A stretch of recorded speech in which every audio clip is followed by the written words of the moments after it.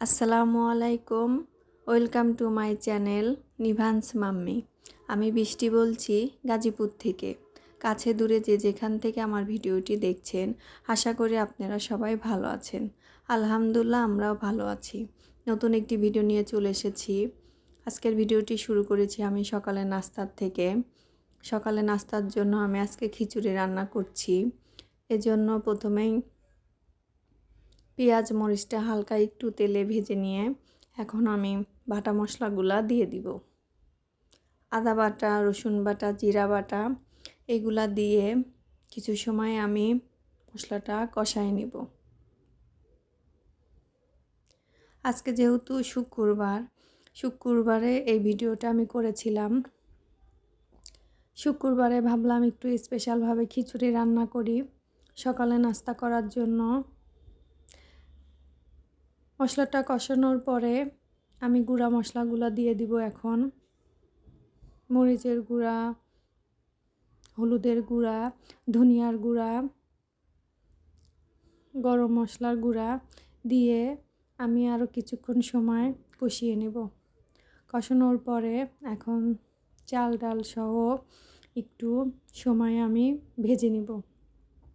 যেহেতু আমি ভুনা খিচুড়ি রান্না করছি, এই জন্য আমি চাল ডাল সহ মশলাটা একটু ভেজে নিব।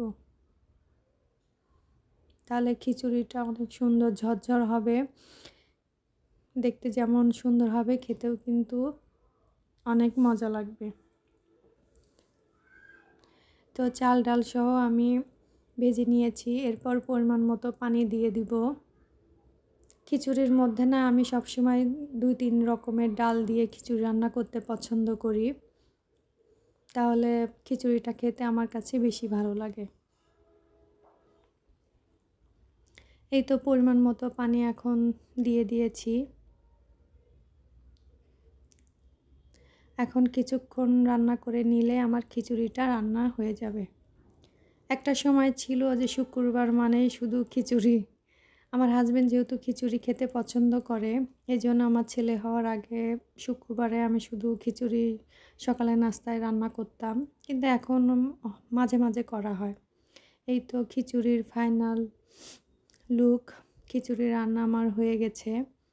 বেশি কিছু করার সময় পাই না, এর জন্য খিচুড়ির সাথে ডিম ভেজে নিয়েছিলাম, বেগুন ভর্তা করেছিলাম। আমার সাথে আবার খিচুড়ির সাথে বেগুন ভর্তা খেতে খুব ভালো লাগে।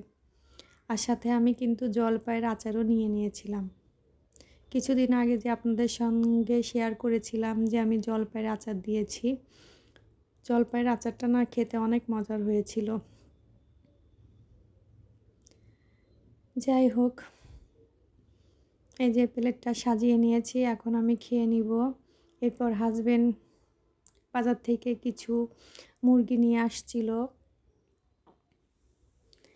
এখানে 3টা মুরগি আছে। এই 3টা মুরগি দিয়ে কিন্তু আমাদের পুরো 1 মাস চলে যাবে।